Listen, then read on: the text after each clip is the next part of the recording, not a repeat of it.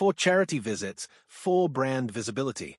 It's an asset we own, but it sits idle. Let's show the world our heart. The board applauded. I felt a rush of pride. My brilliant wife. I signed the executive privilege form that night, granting her full access to the flight schedule and booking. She kissed my cheek. For us, she whispered. It felt like a new chapter. A week later, I saw the first strange line in the digital ledger, a short flight to a nearby state. No meeting was listed. I assumed it was a test run. The bill came a month later. Jet fuel for a trip to a coastal city. I checked my calendar. Then hers. No business there. I brought it up over dinner. Sweetheart, this fuel charge for Montara, what was that for? Serena didn't even look up from her salad. Oh, that must be an accounting error. Mark, those new interns in the finance department are always mixing up the tail numbers. I'll have my assistant clear it up. Her answer was so smooth, so casual. I felt silly for doubting. I let it go. 3 weeks later, I was reviewing the quarterly logistics report. The same destination, Montara, appeared again. This time, the flight duration was longer. An accounting error wouldn't explain the extra flying time. I started paying more attention. I visited the pilot's lounge. Captain Evans, a man who'd flown for me for 10 years, avoided my gaze. Everything okay, Captain? I asked. He busied himself with a chart. Fine, sir. All fine. The next day, he formally requested a transfer to cargo flights. Then, his co-pilot, Riggs, quit. No notice. HR said it was personal, just coincidence. But a pattern was forming in my gut. The air felt thick with secrets. Before Riggs left, he left a small, folded piece of paper on my desk. His handwriting was rushed, shaky. It read, "Check the night flights. The logs are clean, but the planes aren't empty." I stayed at the note, my blood running cold. That night, I logged into the Secure Flight portal. I pulled up the digital logs for the past 6 months. I found the Montara flight. I clicked to open the detailed manifest. The screen flickered. Suddenly, the entire entry vanished. The line item was just gone. I refreshed the page. It was as if the flight never existed.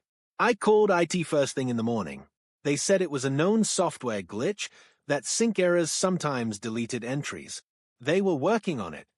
I didn't believe them. The next night, I tried again. This time, I had my phone ready to screenshot. I opened the file. It stayed for a second. I snapped the picture. Then it deleted itself again. In the screenshot, I saw it. The destination code wasn't for the Montara public airport. It was for a private airfield. The screenshot showed a passenger manifest. Just 2 names. One was Serena Carter. The other was listed as Consultant A. No first name. No last name. No company. I had my head of security run a check. There is no consultant with that initial in our entire corporate registry, sir, he said. The entry is a ghost. That evening, Serena was in a great mood. She was humming, making us tea. I ran into Alex today, she said casually, stirring honey into her cup. He sends his regards. My hand tightened around my own mug. Alex? I asked. Oh, just an old friend from my consulting days, she said, waving a hand. Brilliant with numbers. A real ghost in the machine. She smiled. The name hung in the air between us. I decided to confront her, but gently. I showed her the fuel bill. Serena, this keeps happening. People are talking. The pilots, she laughed. It was a light, beautiful sound that once made me happy. Now it felt like a wall. Oh, Mark, you're so paranoid. She pulled out her tablet, showing me emails, planning documents for charity galas, invoices for event space, even a signed NDA from a celebrity speaker about using the jet for privacy. It all looked legitimate, official. My doubt twisted into shame. Was I becoming that husband? The jealous, suspicious kind? I apologized. She kissed my forehead. It's okay, my love. The next morning, a new flight was auto-approved by the system. To the private airfield. I hadn't approved it. I couldn't sleep. At 2 a.m., I opened the real-time aircraft tracker on my laptop. The company jet, N771CA, was in the air. Its little icon moved across the dark map. It wasn't heading to the city for the charity gala Serena had mentioned. It was going west. I watched, my heart pounding, as it descended. It didn't land at any major airport. The icon settled in a remote area, not on any public aviation map I knew. The tracker showed its status, landed. She was there. Wherever there was. She had lied. The proof was right there on the screen. As I stayed, trying to zoom in on the location, the entire tracker feed abruptly went dark. The screen read, "Signal lost." The following week, I made an unannounced visit to the hangar. Ben, the lead maintenance engineer, was sweating. He kept wiping his hands on a rag. "Mr. Carter, the jet's airworthiness certificate is current, but..." He trailed off. "But what, Ben?" I pressed. He looked around, then lowered his voice. Some of the deep cycle inspections, the ones for long-haul flights, they were logged as completed under an executive override. But the work wasn't done. I refused to sign off. It's not safe. I felt a chill. Whose override? I already knew the answer. He looked at the ground. Mrs. Carter's digital signature. So, I thanked him. He resigned by email that same afternoon. That night, I had a nightmare. I dreamed I was on the tarmac. Our jet took off with no one inside, flying on its own. As it climbed, the cargo doors opened. Money rained down, bundles of cash fluttering like leaves. Then the rain turned red. It was blood, splattering the runway in thick, dark stains. I woke up gasping, my sheets damp with sweat. The room was silent and dark. My phone, on the nightstand, lit up with a new email notification. The sender's address was a jumble of letters and numbers. The subject line made my breath catch, "She's not just cheating." My hands shook as I opened the email. There was no message, just a single file attached. I downloaded it. It was a spreadsheet. Columns of dates, flight numbers, and bank routing numbers. The dates matched every suspicious flight from the logs. The bank accounts were in places like the Cayman Islands and Switzerland. Large sums were transferred in, then out, always on the days the jet flew. The jet wasn't just for trips. It was moving money. Untraceable, illegal money. At the very bottom of the email, the anonymous sender had written one final line, "I can't protect you anymore." Then, nothing. I didn't know who to trust. I reached out to a name I found in an old industry report, Mara Vance, a retired Federal Aviation Compliance Officer known for integrity. She agreed to meet at a quiet park. She was an older woman with sharp eyes. I showed her the spreadsheet and the screenshot. She studied them silently. "Private jets are perfect for this," she finally said. "They bypass customs checks. You can carry physical assets, art, gems, bearer bonds, no questions asked. You can move digital wealth on a secured laptop across borders in hours." She pointed a bony finger at the destination code on my screenshot. Her face paled. "Oh, no," she whispered. "I know this strip." "That code is for Blackridge Airstrip," Mara said, her voice tight. "It's not on public charts. It was built during the Cold War. Now, it's a ghost facility used for sensitive corporate exchanges. I worked a case 5 years ago. A tech CEO was funneling stolen AI designs through there. 2 investigators vanished. The case was buried. This wasn't an affair. This was something dark and criminal. My wife was flying to a place where people disappeared. I drove home, my mind racing. When I walked in, Serena was cheerful. "Darling," she said, "I need to book another trip for the Children's Hospital fundraiser. To the coast. Is the jet free next Thursday?" She named the city near Blackridge. I knew I had to act. I quietly revoked her executive access codes that night. I installed a new security protocol. No flight could be filed without my personal, physical key fob being scanned at the hangar. I told the board it was a new anti-theft measure. For a week, nothing happened. No strange flights. Serena was sweet, normal. I started to breathe again. Maybe I had stopped it. Maybe I had contained the damage. Then, on Friday, my phone buzzed. It was a hangar security alert. The jet's engines were spooling up. I pulled up the tracker. It was taxiing. My new protocols had failed. The jet was taking off anyway, heading west once more. I couldn't just watch. I drove to the office, to the only place I thought I might find answers. I was going through the server access logs when a man walked into my private study. He was tall, dressed in a flawless suit. He had the calm smile of someone who owned the room. "Hello, Mark," he said. "I'm Alex." My blood went cold. He knew things. He quoted from private board meetings, mentioned confidential acquisition targets. He knew my fears about the third quarter losses. "Your wife is remarkable," he said, pouring himself a drink from my decanter without asking. "But you still don't see it, do you?" He took a sip. "Your wife doesn't work for you." Alex set his glass down. "She works for me. Well, for my employers. Carter Aviation has such interesting patents. Your vertical takeoff designs are worth billions to certain foreign entities. Serena has been providing progress reports, financials, and strategy memos for 18 months. The flights were just a bonus, a way to move payments and have our meetings." He smiled. "The hostile takeover of your own company will be finalized next month. You will be voted out, and you will be blamed for the financial irregularities we've been seeding in your accounts." As he left, he said, "Oh, and the authorities have been tipped off about your money laundering. They'll be watching you very closely." The next day, it all happened. My corporate accounts were frozen by a court order. Business news channels ran headlines questioning my leadership. My reputation, built over 20 years, crumbled in hours. Through it all, Serena was by my side in public. She held my hand at a press conference, her eyes full of fake tears.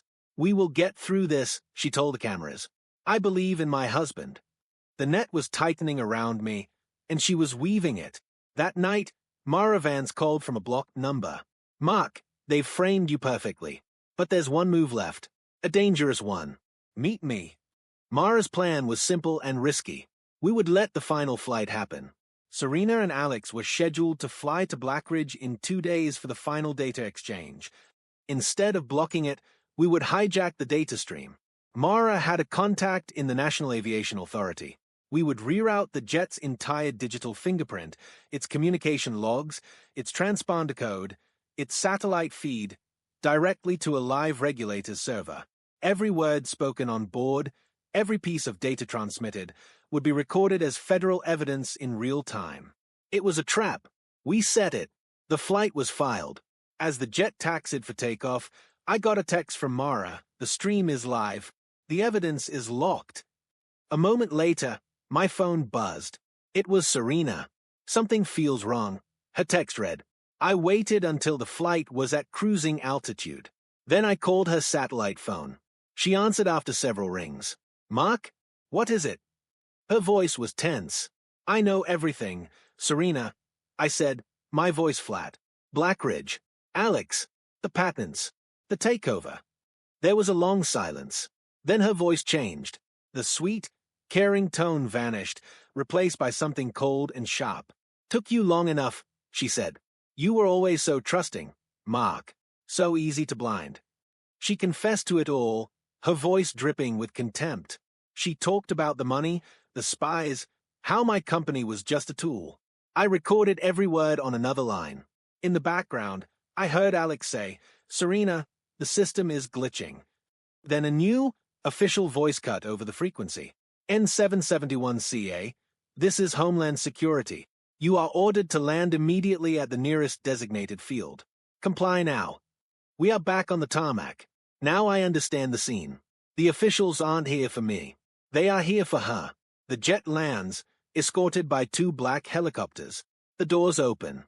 Serena walks down the steps, her head high. She sees me and gives me that confident, beautiful smile. She still thinks she's protected. She still thinks her deal with Alex's people will shield her. Officers in tactical vests board the jet. I see them leading Alex out in handcuffs. Another officer approaches Serena with a pair of her own. "Serena Carter," the officer says, "you are under arrest." Serena's smile doesn't fade. She holds out her wrists calmly, as if this is a minor delay. They read her rights. She listens with that patient smile. "I'd like to call my lawyer," she says. "I have immunity under Section 12B. The lead officer shakes her head. "There is no immunity deal for you, Mrs. Carter. The agreement was with Mr. Alex Renard. He has been in our custody for 48 hours. He provided substantial cooperation." For the first time, Serena's confidence cracks. Her eyes flicker with confusion, then panic. As they lead her toward a car, my phone vibrates. Mara has sent a link. I click it. It's a live news feed. A file has been uploaded to a public server. The headline reads, Carter Aviation Flight Logs, Full Data Dump. It's every single deleted log, every transaction, every manifest. The world watches. The media erupts. News channels split their screens between the tarmac arrest footage and the scrolling flight data. Every secret trip, every offshore transfer, every falsified inspection report is there for the public to see. The story trends globally. Corporate spy wife. The billion-dollar jet scheme. In the chaos, I see Alex being shoved into a different car. He looks small now. Before the door closes, he looks right at Serena. He mouths a single word, sorry. Serena, in the back of the other car, stays at the news feed on an officer's phone. She sees the data. She sees the source tag on the leaked file, *** uploaded by M. Vance Compliance LLC ***. Her eyes widen in pure, furious understanding. She realizes who leaked everything. She struggles against the officers, twisting to look back at me. You, she screams. You did this. I walk toward her car, calm. The officer holds up a hand to stop me. I speak clearly so she can hear. I didn't report you, Serena. I reported the jet. She stays, uncomprehending. I filed an ICAO report that N771CA was being used for illegal activities violating a dozen international aviation treaties. That triggered a mandatory, multilateral seizure of the asset and all its data. It's a law for rogue aircraft. No deals, no immunity, no national boundaries. The plane was the target. You were just on it. Her face collapsed. The finality of it hit her. There was no deal to cut. Poetic justice is cold and precise. She was arrested for crimes tied to her own digital signatures, the ones she used to override inspections, authorize flights, and transfer funds. The evidence was undeniable because she had created it. The jet, my beautiful G650, was seized by the government as a tool of crime. I stood and watched as a tow truck hooked it up to drag it to a federal impound lot. The sun glinted off its white paint for the last time. I felt no joy, only a hollow emptiness. The machine that was my pride had become a weapon against me. Now it was just evidence, being towed away to be forgotten. I sold the company. The patents were safe, the board was cleansed. I live a quieter life now. Sometimes, I sit and think about the beginning. The gala. Her brilliant idea. The perfect partnership. If only I'd questioned what felt too perfect. If only I'd trusted the patterns instead of her promises. The moral is simple, learned at a great cost. Trust patterns, not promises. And remember, in the air or on the ground, nothing leaves without leaving a trace. You just have to be brave enough to look for it.